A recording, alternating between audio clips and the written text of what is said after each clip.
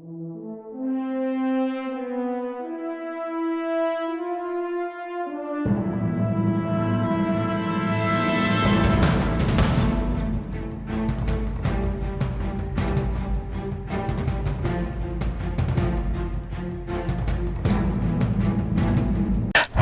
and welcome to the Archie Luxury channel. Today I want to talk about the most beautiful Patek in the world. What is it? Is it a world time? Oh, I love the case on the world time. Oh, I like it even better in white gold. But is this the most beautiful Patek in the world? Well, let's look at the fundamentals. What do we want in the most beautiful Patek? And I think, you know, the world time is fantastic. I love the size of the case. But I think what we really want to do is we want to go back to tradition. So let's pick the most classic model in the Patek range, which would be would have to be the Calatrava. So let's go back to the Calatrava, and with its hobnail bezel and Roman numerals there, isn't this the most beautiful Patek? Well, it is, but it's kind of a bit too stuffy and conservative. What would make us really happy in a beautiful Patek? Well, that's a hard one. Maybe if we go for, say, a gondola in white gold. What do you think? Very Art Deco numerals, sub-second at 6 and a beautiful square case. What do you think? Yes, that's certainly very beautiful, very traditional, but in an Art Deco sort of way.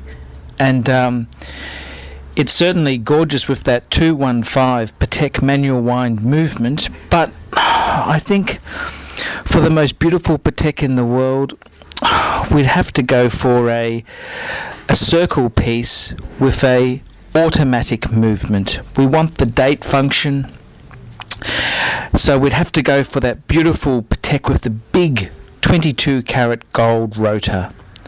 So that's a gorgeous piece to go for. 22 karat gold rotor, just a beautiful Patek, and we'll have a think about what metals. Do we go for yellow gold, rose gold, or white gold?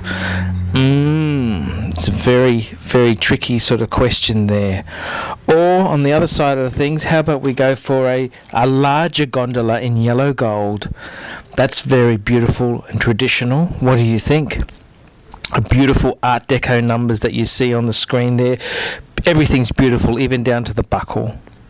That's a very, very tough question to answer there. And then we bounce back to the traditional Calatrava. You know, what is it about Patek that makes it so beautiful? And what model is the most beautiful Patek in the world? And what's the most beautiful one to have?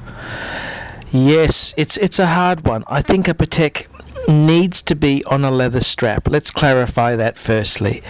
I think the leather strap itself just adds a gorgeous piece of elegance to it. And, you know, gold has such a presence. I mean, steel's a wonderful thing for a sports watch, but gold is a true luxury metal to savour and to behold. It's a bit tricky deciding what is the most beautiful Patek. We're coming back to this gondola here with its crocodile strap.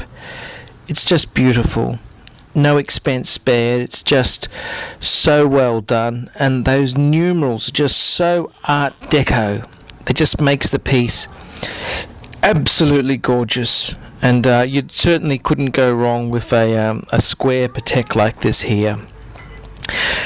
A few things we've got to come across is that we definitely don't want a quartz Patek. This is a quartz Patek here, this Calatrava, so we definitely want an automatic Patek with a date.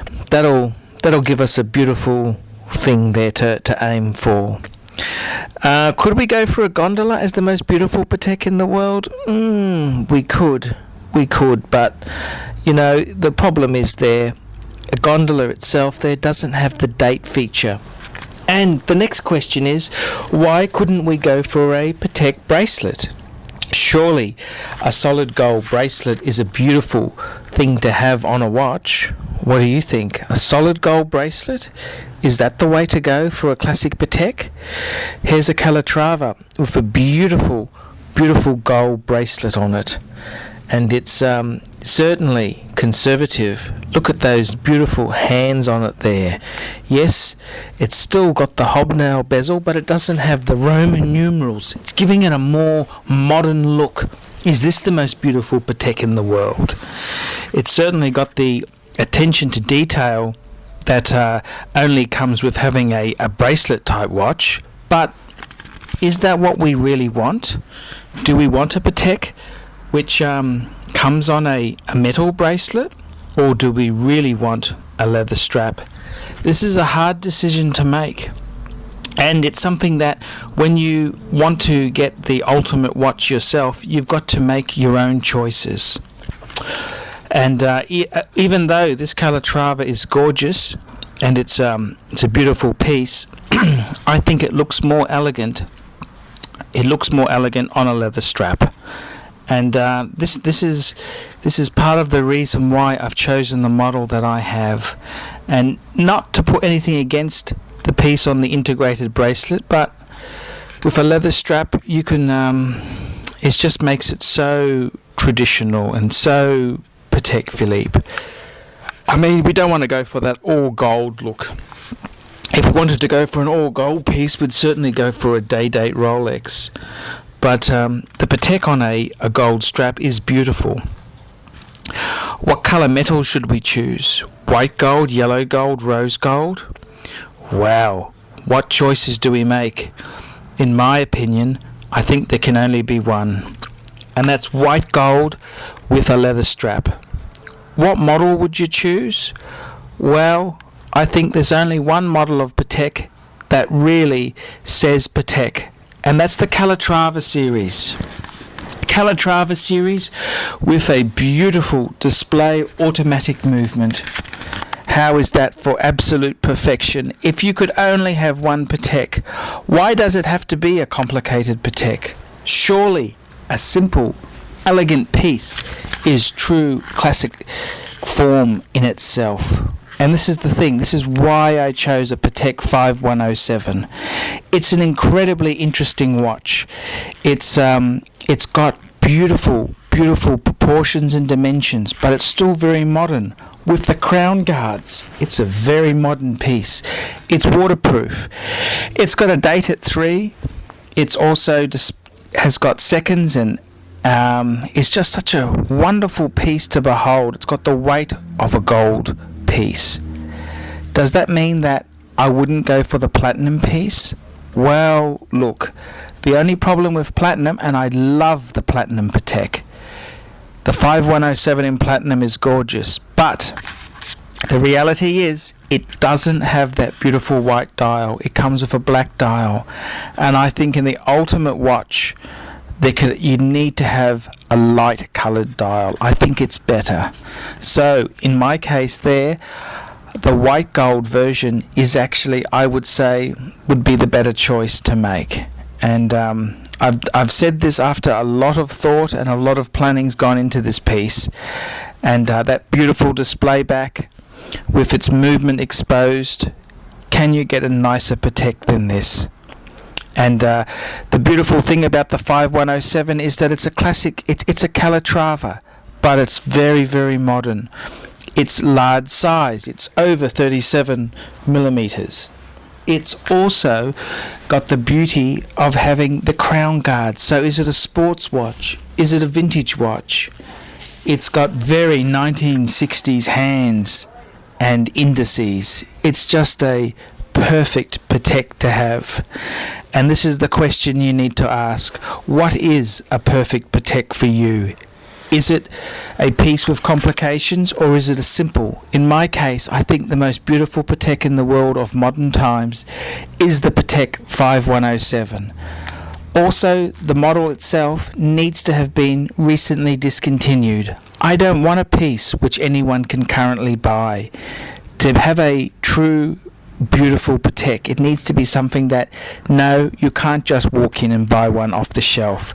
It needs to be something that is no longer available. Although the 5127 is very similar, I still believe the 5107 is a nicer looking watch. I believe with the flatter bezel, it actually looks larger and looks more modern and of the times. So although I do love the 5127, I would have to say the 5107 is the ultimate Patek to own. And I'm not saying that because it's quite reasonable in price compared to the complications. No, I'm saying it's perfect because simple is classic.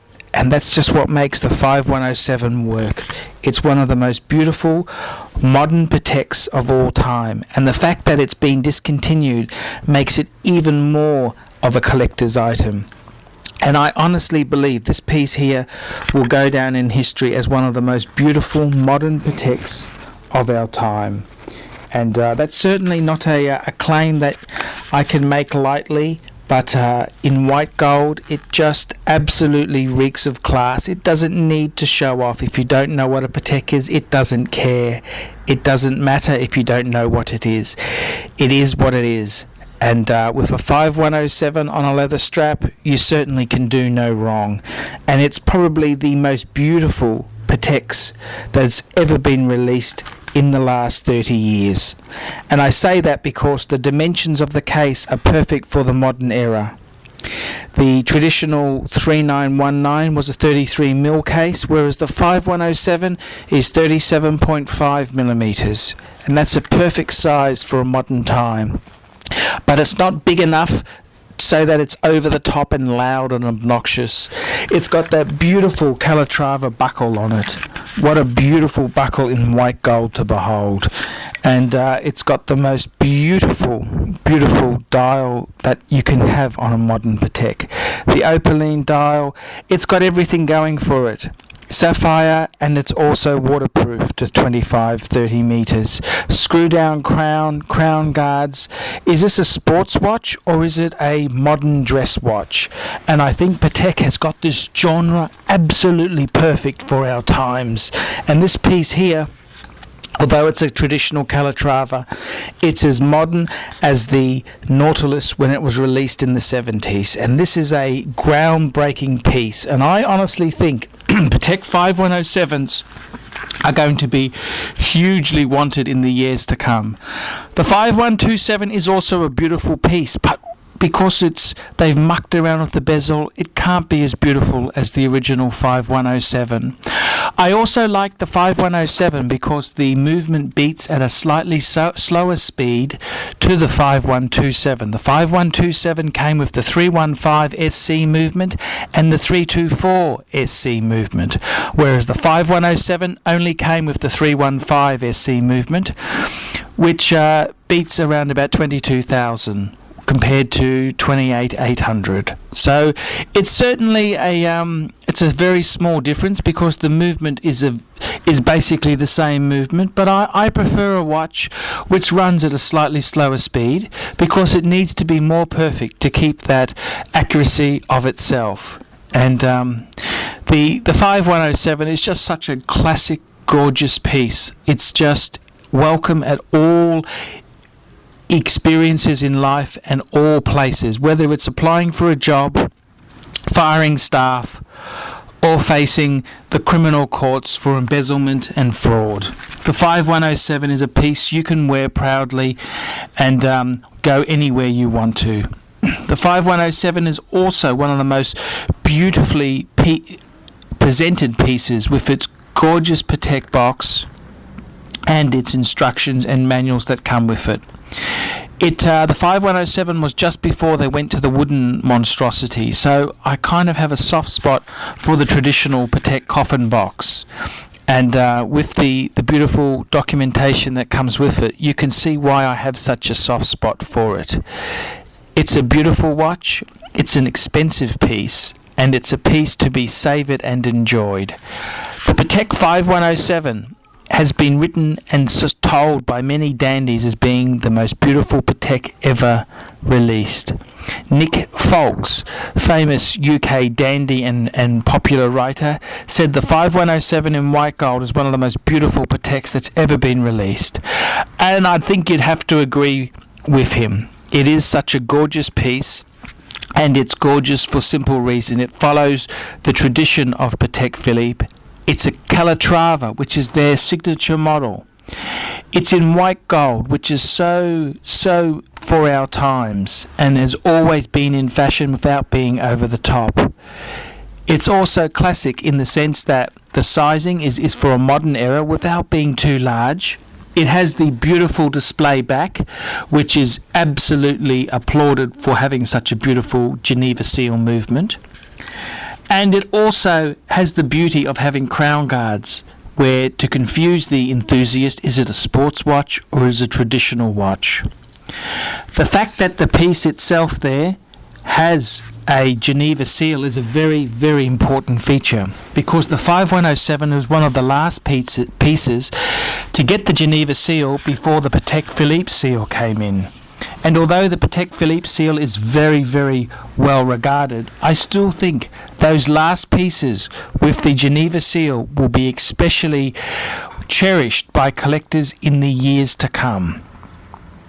I'm Archie Luxury, and I hope you've enjoyed this review on the Patek 5107, the ultimate Patek of all times, the most beautiful Patek that was ever produced, and the very choice that Archie himself has chosen. Thank you very much, and thank you for watching this clip. Bye-bye.